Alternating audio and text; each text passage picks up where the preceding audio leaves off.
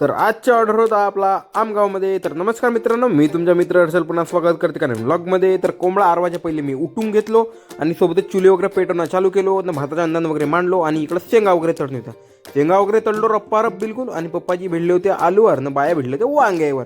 वांगे वगैरे झाले तेवढ्याच आपल्या शेगडीचं ऑपरेशन वगैरे चालू झाला. इकडं ऑपरेशन सक्सेसफुली झाला. गुलाबजामून काढून होते पाकातून. विक्रम भरून मारला सरडा असा का पुढे निघून घेतले. मग पट्ट मी शेंगा पण तळून घेतलो नाही का वांग्याची भाजी बनवण्याची चालू होती. भाजीला असाच सरडा मारलो पूर्ण फोडीच खतम झाल्या. मग पट्ट सरडा वगैरे मारलो, भाजी वगैरे ओके केलो. इकडं बेनबाई भेजत होती कणिक. सोबतच इकडं आलो तर दिवस निघून घेतला पुरा. चांदू मामा निघला होता. चांदू मामा नाही, सूरज मामा. मग इकडं आलो तर आपली शेंगाची भाजी बनवायला चालू झाली. मग शेंगा पलटवून तिखट चटणीत आणि ते पलटवून शेंगात मारलो रप्पारप बिलकुल सरडा. पप्पाजी आले, कढी वगैरे मांडून घेतला. कढी वगैरे मांडणं चालू केला. दही वगैरे पलटा मारला बिलकुल मस्तपैकी. दही वगैरे पलटा मारला. इकडं विक्रम भावना काढलं शेव बघून घ्या कशी दिसते तर तुम्ही कमेंटमध्ये नक्की सांगा. ना आजचे ऑर्डर होते, वाढण्यावाले पोरं नव्हते तर मग एक घरचेच लोक होते.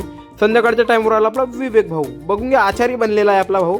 आणि हे तो लेटेस्ट न्यूज आहे. आणि इकडं स्वयंपाक होता, संध्याकाळपर्यंत जेवण होते. मग यांचे जेवण वगैरे निपटले. संध्याकाळचा टाईम वगैरे पूर्ण भांडे वगैरे लोड करणं चालू केलं आपण पिकअपमध्ये.